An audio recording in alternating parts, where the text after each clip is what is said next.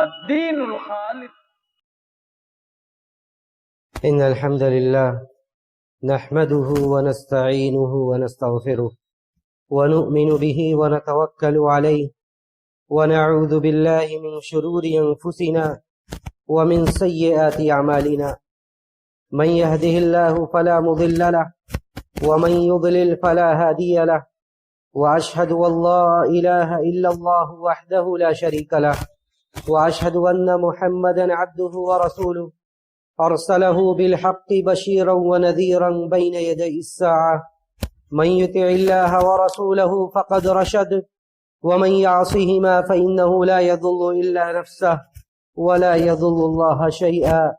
أما بعد فإن خير الحديث كتاب الله وخير الهدي هدي محمد صلى الله عليه وسلم وشر الأمور محدثاتها وكل محدثة بدعة وكل بدعة ضلالة وكل ضلالة في النار. فأعوذ بالله السميع العليم من الشيطان الرجيم. بسم الله الرحمن الرحيم. قاف والقرآن المجيد بل عجبوا أن جاءهم منذر منهم فقال الكافرون هذا شيء عجيب أإذا متنا وكنا ترابا ذلك رجع بعيد قد علمنا ما تنقص الأرض منهم وعندنا كتاب حفيظ بل كذبوا بالحق لما جاءهم فهم في أمر مريج أفلم ينظروا إلى السماء فوقهم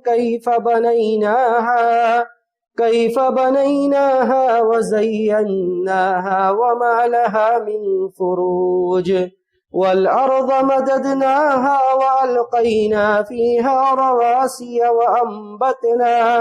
وأنبتنا فيها من كل زوج بهيج تبصرة وذكرى لكل عبد منيب ونزلنا من السماء ماء مباركا فأنبتنا به جنات وحب الحصيد والنخل باسقات لها طلع نضيد رزقا للعباد وأحيينا به بلدة ميتا كذلك الخروج كذبت قبلهم قوم نوح وأصحاب الرس وثمود وعاد وفرعون وإخوان لوط وأصحاب الأيكة وقوم تبع كل كذب الرسل فحق وعيد أفعينا بالخلق الأول بل هم في لبس من خلق جديد. وقال جل وعلا يا أيها الذين آمنوا اتقوا الله وقولوا قولا سديدا يصلح لكم أعمالكم ويغفر لكم ذنوبكم ومن يطع الله ورسوله فقد فاز فوزا عظيما. معزز حاضرین، محترم بزرگوں، نوجوان ساتھیوں، عزیز ماؤں اور بہنوں، ہم جس دین کو ماننے والے ہیں اس دین نے، اس شریعت نے ہمیں ہر اچھے اخلاق کو اپنانے پر ابھارا اور ہر ان چیزوں سے منع کیا، ہر ان اخلاق سے روکا، ہر ان بری صفات سے منع کیا جو صفات ہماری شخصیت کو داغدار کرنے والی ہیں۔ سچائی، سچ بولنا، سچ کا ساتھ دینا، یہ وہ اوصاف ہیں جو انسان کی شخصیت کو نکھارتی ہے۔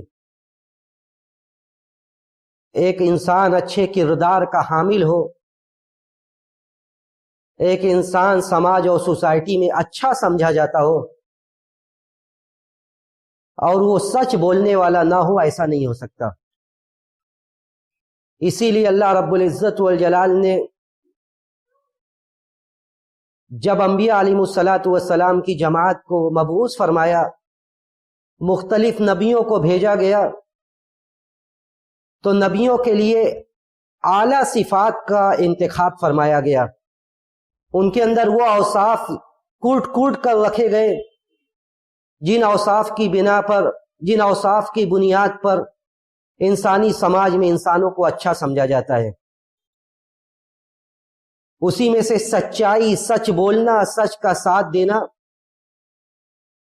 اسے بھی نبیوں کے اندر رکھا گیا، اور مختلف نبیوں کے بارے میں اللہ رب العزت والجلال نے یہ فرمایا کہ وہ سچے تھے۔ حضرت یوسف علیہ الصلاۃ والسلام کے بارے میں یہ کہا گیا،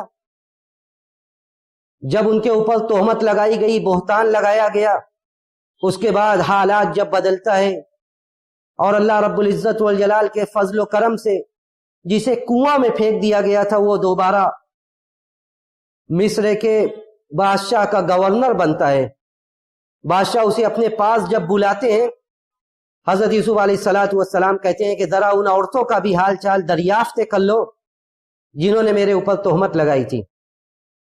پھر وہ اقرار کرتی ہیں اور کہتی ہیں کہ انا راودتہ عن نفسہ وانہ لمن الصادقین، کہ میں نے ان کو پھسلایا تھا، میں نے گمراہ کرنے کی کوشش کی تھی، وہ تو سچے تھے۔ حضرت یوسف علیہ الصلاۃ والسلام کے بارے میں یہ کہا گیا، قرآن نے یہ ذکر کیا کہ وانہ لمن الصادقین، وہ سچے تھے۔ حضرت ابراہیم علیہ الصلاۃ والسلام کے بارے میں اللہ رب العزت والجلال نے یہ ذکر کیا کہ وَاذْكُرْ فِي الْكِتَابِ إِبْرَاهِيمَ إِنَّهُ كَانَ صِدِّيقًا نَبِيًّا، کہ وہ سچے نبی تھے۔ حضرت اسماعیل ان کے صاحبزادے کے بارے میں یہ کہا گیا کہ إِنَّهُ كَانَ صَادِقَ الْوَعْدِ، وہ وعدوں کے معاملے میں سچے تھے۔ حضرت ادریس کے بارے میں کہا گیا إِنَّهُ كَانَ صِدِّيقًا نَبِيًّا، کہ وہ سچے نبی تھے۔ یعنی نبوت اور صداقت، سچائی، سچ بولنا، سچ کا ساتھ دینا، یہ نبیوں کے کردار کی سب سے اعلیٰ دلیل ہے۔ ہمارے نبی محمد عربی صلی اللہ علیہ وسلم کی زندگی آپ پڑھیے، دیکھتے جائیے، نبوت سے پہلے آپ کے بارے میں یہ کہا جاتا تھا کہ آپ سچے ہیں، امین ہیں۔ اس کے بعد نبوت کے بعد بھی لوگ آپ سے دشمنی کے باوجود آپ کی اس صفت کو جھٹلا نہیں پاتے تھے۔ جب شاہ روم نے ابو سفیان کو بلایا نبی کریم صلی اللہ علیہ وسلم کے بارے میں دریافت کرنے کے لیے، تو حضرت ابو سفیان نے جن چیزوں کی گواہی دی دشمنی کے باوجود، اس وقت وہ اسلام نہیں لائے تھے۔ اسلام ان کا بہت متاخر ہے، بہت تاخیر کے زمانوں میں وہ اسلام لے آئے تھے۔ ابو سفیان سے جب پوچھا شاہ روم نے کہ نبی جو محمد کا ظہور ہوا ہے تم لوگوں کے بیچ میں، وہ کیا کہتے ہیں، کن چیزوں کی دعوت دیتے ہیں؟ ابو سفیان کہتے ہیں میں نے کہا کہ وہ کہتے ہیں کہ اعبدوا اللہ واترکوا ما یقول آباؤکم، وہ کہتے ہیں کہ ایک اللہ کی عبادت کرو، جو تمہارے باپ دادا جو کہتے ہیں اس کو چھوڑو۔ یعنی دین وہ ہے جو میں بتلا رہا ہوں، جو اللہ بتلا رہا ہے، اللہ کے جس پیغام کو میں پہنچا رہا ہوں وہ دین ہے۔ واترکوا ما یقول آباؤکم، جو تمہارے باپ دادا کہہ رہے ہیں ان کو، اس کو چھوڑ دو۔ وَيَأْمُرُنَا بِالصَّلَاةِ وَالصَّدَقَةِ وَالْعَفَافِ وَالصِّلَةِ، اور اس کے بعد ابو سفیان نے کہا کہ وَيَأْمُرُنَا بِالصَّلَاةِ وَالصَّدَقَةِ وَالْعَفَافِ وَالصِّلَةِ وَالصِّدْقِ وَالْعَفَافِ وَالصِّلَةِ، اور وہ ہمیں اس بات کی دعوت دیتے ہیں، اس بات کا حکم دیتے ہیں کہ ہم نمازوں کو قائم کریں، سچی گفتگو کریں، سچ بولیں۔ وَالصَّدَقَةِ وَالْعَفَافِ وَالصِّلَةِ، صدقہ و خیرات کریں، پاک دامنی کے ساتھ زندگی گزاریں، اور صلہ رحمی کا ماحول قائم کریں۔ تو یہ ابو سفیان اس وقت نبی کریم صلی اللہ علیہ وسلم کے سخت بڑے دشمنوں میں سے تھے، اسلام کے بڑے دشمنوں میں سے تھے، لیکن چاہ کر بھی نبی کریم صلی اللہ علیہ وسلم کی اس صفت کا انکار نہیں کر سکے، اور کہا کہ وہ خود بھی سچ بولتے ہیں، سچ کی طرف دعوت دیتے ہیں، کہتے ہیں سچ بولا کرو۔ اس کے بعد ذرا اور آگے بڑھیے، جب نبی کریم صلی اللہ علیہ وسلم کے اوپر پہلی وحی کا نزول ہوا، اللہ کے رسول صلی اللہ علیہ وسلم گھبراتے ہوئے اپنے چہیتی بیوی حضرت خدیجہ رضی اللہ تعالی عنہا کے پاس آتے ہیں۔ جب آدمی گھبراتا ہے اور اسے دلاسا دینا ہوتا ہے تو اس کی ان صفات کو یاد دلایا جاتا ہے جو اس کے اندر اچھائی ہوتی ہے۔ جب حضرت خدیجہ کے پاس آتی ہے، حضرت خدیجہ کہتی ہیں کلا لا یخزیک اللہ ابدا، ہرگز نہیں، اللہ رب العزت والجلال آپ کو رسوا نہیں کرے گا۔ کیوں نہیں رسوا کرے گا؟ آپ کے اندر کوالٹیز کیا ہے، صفات کیا ہیں؟ انک لتصل الرحم وتصدق الحدیث وتحمل الکل وتکسب المعدوم وتقری الضیف وتعین علی نوائب الحق۔ کیوں آپ کے اندر ایسی کون سی صفات ہے جس کی بنیاد پر حضرت خدیجہ کہہ رہی ہیں کہ اللہ آپ کو رسوا نہیں کرے گا، اللہ آپ کو ضائع نہیں کرے گا؟ کہہ رہے ہیں کہ انک لتصل الرحم، اے نبی آپ تو رشتہ داری کو جوڑتے ہیں۔ یہ اعلیٰ کردار کی دلیل ہے، آپ رشتہ داری کو جوڑتے ہیں۔ جو آپ کے دشمن ہیں آپ ان سے بھی رشتہ نبھا رہے ہیں۔ وتصدق الحدیث، آپ سچی بات کرتے ہیں، آپ جھوٹ نہیں بولتے ہیں۔ وتقری الضیف، آپ مہمان نوازی کرتے ہیں، آپ رشتہ داری کو جوڑتے ہیں، سچی گفتگو کرتے ہیں، مہمان نوازی کرتے ہیں۔ اور اس کے بعد وتعین علی نوائب الحق، جب مصائب و مشکلات کا وقت ہوتا ہے آپ لوگوں کی مدد کرتے ہیں، جس کے اندر یہ اوصاف ہو، یہ صفات ہو کہ اللہ رب العزت والجلال ایسے لوگوں کو ذلیل کر سکتا ہے، ایسے لوگوں کو رسوا کر سکتا ہے؟ ہرگز نہیں۔ کلا لا یخزیک اللہ ابدا، اللہ رب العزت والجلال آپ کو ضائع اور رسوا نہیں کرے گا۔ تو جن صفات کے ذریعے تسلی حضرت خدیجہ نے دی اس میں یہ بھی تھی کہ آپ سچ بولتے ہیں، سچے لوگ، سچی گفتگو کرتے ہیں، اللہ آپ کو ضائع نہیں کرے گا۔ یہ متقیوں کی صفت ہے۔ والذی جاء بالصدق وصدق به اولئک هم المتقون، جو والذی جاء بالصدق وصدق به، جو سچی بات لے کر آیا، سچ کی تصدیق کی، اولئک هم المتقون، یہی لوگ متقی ہیں۔ لهم ما یشاءون عند ربهم، ان کے لیے ان کے رب کے پاس وہ کچھ ہیں جو وہ چاہیں گے۔ تو اللہ رب العزت والجلال کے یہاں یہ صفت محبوب ہے، اس کے اوپر ابھارا گیا ہے، تلقین کی گئی ہے کہ سچ کا ساتھ دیا جائے، سچے لوگوں کا ساتھ دیا جائے، اور جھوٹوں سے بچا جائے، جھوٹ سے بچا جائے۔ اس لیے کہ یہ منافقت ہے، یہ منافقین کی صفت ہے کہ وہ ان کا ظاہر کچھ ہوتا ہے، باطن کچھ ہوتا ہے، اور وہ ہمیشہ جھوٹ بولتے ہیں، جھوٹ کا ساتھ دیتے ہیں۔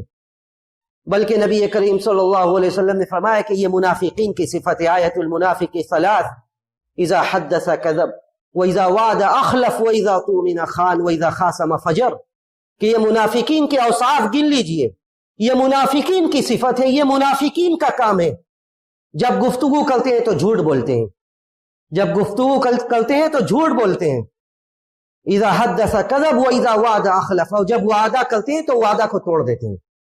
جب لڑائی جھگڑا کرتے ہیں تو فسق و فجور بکتے ہیں۔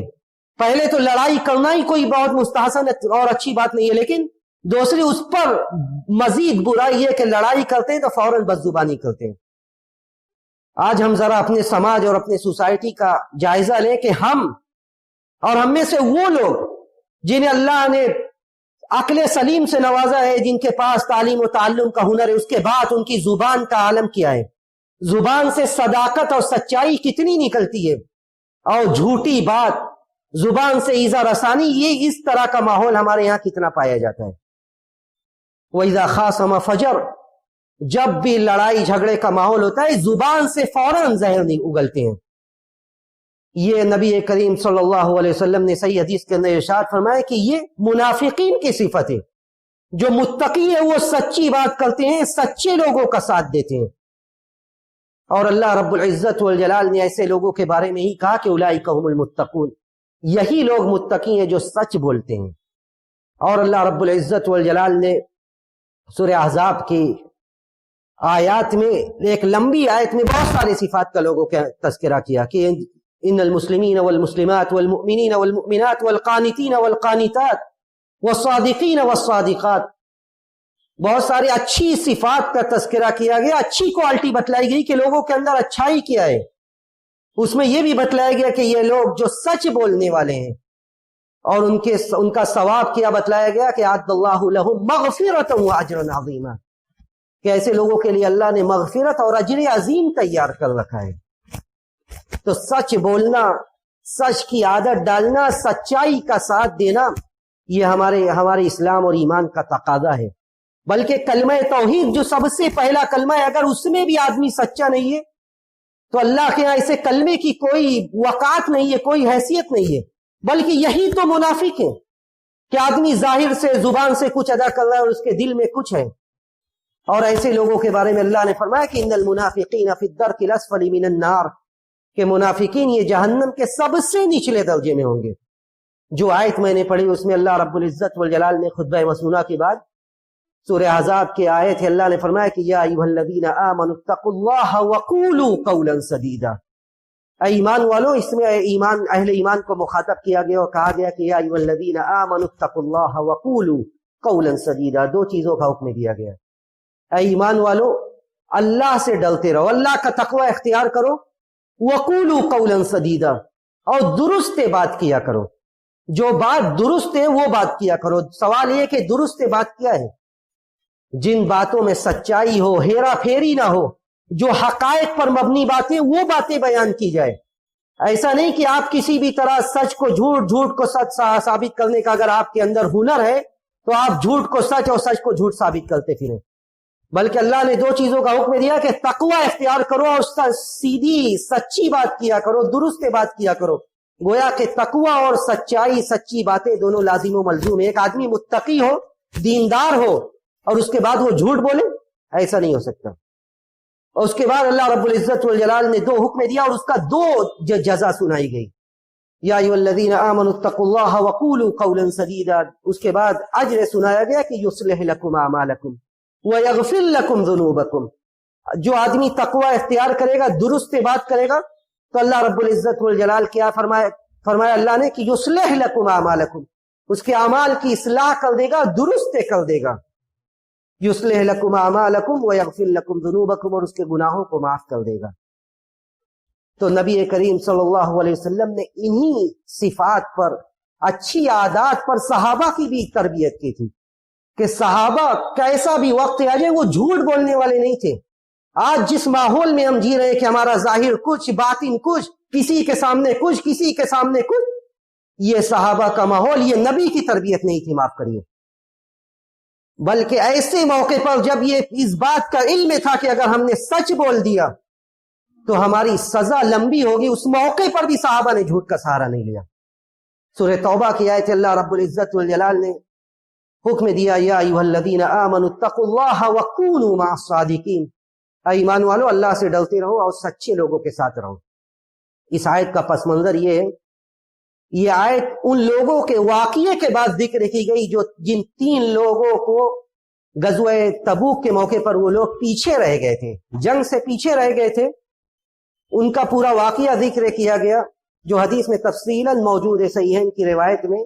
اور ان کے واقعے کے ذکر کے بعد اللہ نے فرمایا کہ یا ایھا الذین آمنوا اتقوا اللہ وکونوا مع الصادقین، تقوی اختیار کرو، سچے لوگوں کے ساتھ رہو۔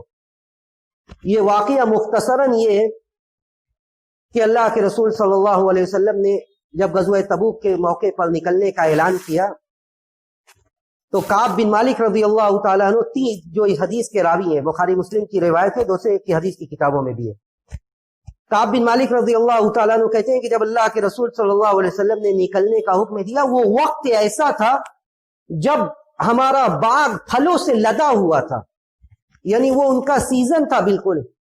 انہوں نے یہ سوچا، حضرت کعب بن مالک خود بیان کرتے ہیں کہ میں نے یہ سوچا کہ اللہ کے رسول صلی اللہ علیہ وسلم نے ابھی حکم دیا ہے لوگوں کو نکلنے دیا جائے، صحابہ نکلے اللہ کے رسول کے ساتھ، اس کے بعد میں بعد میں نکلوں گا اور میں ان لوگوں سے مل جاؤں گا۔ کہتے ہیں اسی اگر مگر میں اور کل پر یہ وقت نکل گیا۔ اس کے بعد مجھے جب میں باہر نکلتا تو مجھے شرمندگی کا احساس ہوتا کہ مدینے میں اب کوئی نہیں ہے سوائے ان لوگوں کے جو معذور ہیں، یا ان لوگوں کے جو ان کو منافق سمجھا جاتا تھا، منافقین اور ان صاحب اعذار کے علاوہ اب کوئی نہیں ہے مدینے میں۔ کہتے ہیں میرے دل میں یہ آیا کہ میں بھی کوئی راستہ نکالوں۔ میں نے اپنے گھر کے جو عقل مند لوگ تھے، میں نے ان سے مشورہ کیا، کچھ لوگوں نے مشورہ بھی دیا کہ ایسے اور ایسے کر لیا جائے۔ انہی مشوروں کے بیچ میں وقت گزرتا گیا، یہاں تک کہ یہ خبر لگی کہ اللہ کے رسول صلی اللہ علیہ وسلم اور صحابہ کرام واپس آنے والے ہیں۔ یعنی اب تبوک سے واپس آ رہے ہیں. کہتے ہیں میں نے یہ ارادہ ترک کر دیا, میں نے سوچا کہ اب جو معاملہ ہے میں اللہ کے رسول صلی اللہ علیہ وسلم کے سامنے رکھ دوں گا. کہتے ہیں کہ اللہ کے رسول صلی اللہ علیہ وسلم کے سامنے میں نے رکھنے کا عزم تو کر لیا. اس کے بعد اللہ کے رسول صلی اللہ علیہ وسلم جب آتے ہیں تو منافقین اپنی عادت کے مطابق, منافقین کی عادت تھی کہ وہ جھوٹی قسمیں کھاتے تھے اور اپنا عذر پیش کرتے تھے اللہ کے رسول کے سامنے. منافقین جن کی تعداد کم و بیش اس وقت 80 تھی اس موقع پر, کہتے ہیں حضرت کعب بن مالک کہ وہ لوگ آتے ہیں اللہ کے رسول صلی اللہ علیہ وسلم جب مسجد میں آتے ہیں 2 رکعت نماز پڑھ کے بیٹھتے ہیں تو یہ لوگ آ کے آپ کو گھیر لیتے ہیں اور آپ سے جھوٹی قسمیں کھا کھا کر کہتے ہیں کہ ہمارے پاس یہ عذر تھا جس کی بنیاد پر ہم جنگ میں شریک نہیں ہو سکے. اللہ کے رسول صلی اللہ علیہ وسلم ان کے عذر کو قبول کر لیتے اور ان کا باطن اللہ کے حوالے کر دیتے ہیں. حضرت کعب بن مالک سے پوچھتے ہیں اللہ کے رسول کی کیا معاملہ ہے, تمہارا کیا معاملہ ہے؟ حضرت کعب بن مالک کہتے ہیں کہ اللہ کے رسول صلی اللہ علیہ وسلم سے مخاطب ہوتی ہیں اور کہتے ہیں کہ اللہ کے رسول اگر میں چاہوں یا اگر میں چاہتا تو میں اپنا جھوٹ آپ کے سامنے سچ ثابت کرنے کی کوشش کرتا, کیونکہ اللہ نے مجھے فصاحت و بلاغت سے نوازا ہے, میں بولنے پر قادر ہوں, میں بولنے کی کوشش کرتا آپ کے سامنے, بتاتا, عذر پیش کرنے کی میں بھی کوشش کرتا, لیکن مجھے اس بات کا علم ہے کہ اگر میں جھوٹ بولوں گا تو آپ کو اللہ کی جانب سے یہ خبر دے دی جائے گی کہ میں جھوٹ بول رہا ہوں. اور اس کے بعد وہ کہتے ہیں کہ میرے پاس کوئی عذر نہیں ہے, اور میں نے اس طرح تساہلی میں, سستی میں پیچھے رہ گیا.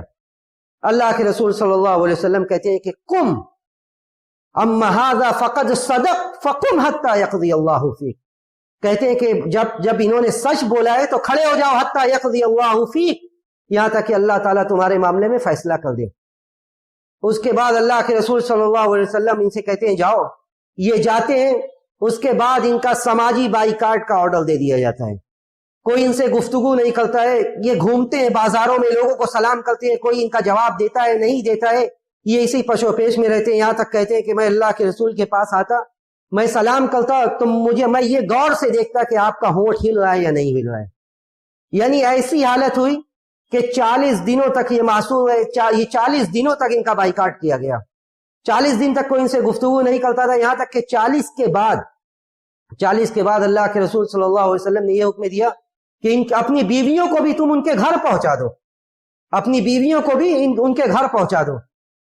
کہتے ہیں یہ اور بڑا مسئلہ ہوا کہ بیویوں کو بھی اب گھر پہنچا دو, جو ساتھ دینے والی تھی اب اس کو بھی چھوڑ دو.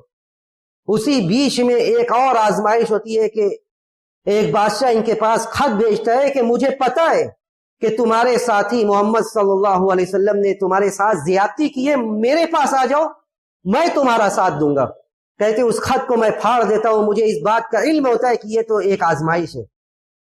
اس کے بعد 50 دن ہوتا ہے, 50ویں دن کی جو صبح ہوتی ہے, 50ویں صبح کہتے ہیں میں اپنے گھر کی چھت پر نماز ادا کر رہا ہوتا ہوں, یہاں تک کہ ایک آواز آتی ہے کہ ابشر یا کعب, اے کعب بشارت ہو, اے کعب بشارت ہو. کہتے ہیں اس کے بعد میں جب یہ آواز سنتا ہوں تو میں محسوس کرتا ہوں کہ اب میری مصیبت ٹل گئی ہے. اس کے بعد میں دیکھتا ہوں کہ ایک آدمی خوشخبری دینے کے لیے میرے پاس آ رہا ہوتا ہے, اور اس کے بعد میں اللہ کے رسول کے پاس مسجد میں جاتا ہوں, لوگ مجھے مبارکباد دیتے ہیں. اللہ کے رسول صلی اللہ علیہ وسلم کہتے ہیں ابشر بخیر یوم منذ ولدتک امک, اے کعب بشارت ہو سب سے بہتر دن کی جس دن تمہاری ماں نے تمہیں جنا ہے, یعنی تمہارے زندگی کا سب سے بہتر دن ہے یہ. کہتے ہیں اس کے بعد جو بات وہ کہتے ہیں اپنی زبان سے وہ سنیے اور اندازہ کیجئے کہ حضرت کعب نے کیا فرمایا. اس کے بعد کہتے ہیں واللہ انجانی اللہ بالصدق, اے اللہ کے رسول مجھے اللہ نے سچائی کی وجہ سے نجات دی ہے, مجھے اللہ نے سچائی کی وجہ سے نجات دی ہے, تو میں اب آج کے بعد اپنے زندگی میں کبھی جھوٹ نہیں بولوں گا. اس لیے کہ جن لوگوں نے جھوٹ بولا تھا, جو منافقین تھے جنہوں نے جھوٹ بولا تھا, اللہ نے اسی آیت کے بعد ان کے بارے میں فرمایا کہ انہم رجس ومأواہم جہنم, کہ یہ پلید ہیں, گندے لوگ ہیں اور ان کا ٹھکانہ جہنم ہے. تو حضرت کعب نے کہا کہ اللہ نے مجھے سچائی کی وجہ سے مجھے نجات دیا, اس لیے آج کے بعد میں کبھی جھوٹ نہیں بولوں گا, اور میں اپنا سارا مال اللہ کے لیے وقف کرتا ہوں. اللہ کے رسول نے کہا کہ امسک علیک بعض مالک, بعض مال وہ کر رکھو. تو یہ حضرت کعب بن مالک تھے کہ پتا تھا نبی کے صحابہ کہ اگر سچ بولیں گے تو کیا آگے ہو سکتا ہے. اللہ کے رسول صلی اللہ علیہ وسلم نے حکم دیا کہ ان کا سوشل بائیکاٹ کر دیا جائے, کوئی ان سے گفتگو نہیں کرے گا. بیوی تک کو جدا کر دیا گیا. قرآن میں اللہ رب العزت والجلال نے یہ ذکر کیا فضاقت علیہم الارض بما رحبت, زمین اپنی کشادگی کے باوجود تنگ ہو گئی. وضاقت علیہم انفسہم, ان کی جانیں بھی ان کے اوپر تنگ ہو گئی. حضرت کعب بن مالک خود کہتے ہیں کہ ہماری حالت یہی تھی جو قرآن نے ذکر کیا ہے, لیکن اس کے باوجود سچ بولا اور اللہ نے اس سچ کی وجہ سے انہیں نجات دی. تو سچ بولنا یہ ایمان کی علامت ہے, سچ بولنا یہ متقین کی علامت ہے. آج جھوٹ کو جتنا معمولی سمجھا جاتا ہے, ایک کسی کے بارے میں ایک جھوٹ بولا گیا, ایک میسج لکھا گیا, اس کو فارورڈ کر دیا گیا, یہ بہت بڑا جھوٹ اور بہت بڑا جرم ہے. بلکہ نبی کریم صلی اللہ علیہ وسلم نے حدیث کے اندر ذکر کیا کہ ایسا آدمی جو صبح ہوتی ہے ایک جھوٹ گڑتا ہے, جھوٹ گڑ کے پھیلا دیتا ہے, وہ تبلغ به الآفاق, دنیا جہاں میں اس کا جھوٹ پہنچ جاتا ہے. اس کا انجام کیا ہوگا؟ ایسے آدمی کے بارے میں اللہ کے رسول نے ذکر کیا کہ میں نے دیکھا, مجھے دکھلایا گیا کہ اس کا جبڑا کھینچا جاتا ہے, کھینچ کر گدی تک لے جایا جاتا ہے, پھر چھوڑ دیا جاتا ہے. ایک نوکیلے اور دھاری دار آلے سے اس کا منہ کھینچا جاتا ہے, کھینچ کر اس کے گدی تک لے جایا جاتا ہے, پھر چھوڑا جاتا ہے, پھر وہ صحیح ہو جاتا ہے, پھر اس کو ایسے ہی کیا جاتا ہے. یہ اس کا عذاب ہے. زبان یہ اللہ کی طرف سے ایک عطیہ ہے, اللہ نے دیا ہے اس کا صحیح استعمال کرنے کے لیے, سچی بات درست بات بولنے کے لیے. یہ نہیں کہ ہم جس کے بارے میں چاہیں جھوٹ گڑ دیں, جس کے بارے میں چاہیں جھوٹ پھیلا دیں.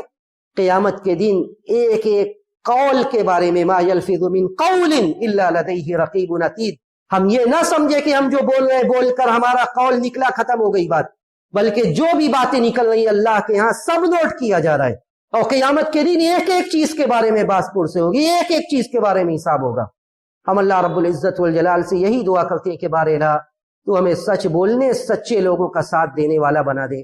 بار الہ ہمیں ہر طرح کی اخلاقی بیماریوں سے محفوظ کر دے. ہم میں جو بیمار ہیں تو انہیں ان کی بیماری سے شفاء کامل عاجل عطا فرما. جو اس دنیا سے جا چکے ہیں تو انہیں کروڑ کروڑ جنت نصیب فرما. جب ہمارا اس دنیا سے جانے کا وقت آئے, سانسوں کے ڈور کے ٹوٹنے کا وقت آئے, تو ہمیں اس بات کی توفیق دے کہ ہمارا آخری کلمہ زبان سے نکلنے والا کلمہ توحید ہو. وآخر دعوانا الحمد للہ رب العالمین.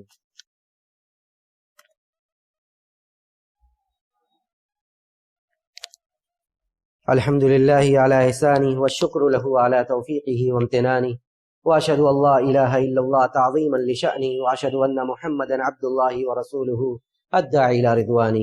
ان اللہ وملائکتہ یصلون علی النبی یا ایھا الذین آمنوا صلوا علیہ وسلموا تسلیما. اللهم صل على محمد وعلى آل محمد كما صليت على إبراهيم وعلى آل إبراهيم إنك حميد مجيد. اللهم بارك على محمد وعلى آل محمد كما باركت على إبراهيم وعلى آل إبراهيم إنك حميد مجيد. اللهم أعز الإسلام والمسلمين, اللهم أعز الإسلام والمسلمين وأذل الشرك والمشركين ودمر أعداء الدين واحمي حوزة الإسلام يا رب العالمين. ربنا فاغفر لنا ذنوبنا وكفر عنا سيئاتنا وتوفنا مع الأبرار. ربنا آتنا في الدنيا حسنة وفي الآخرة حسنة وقنا عذاب النار.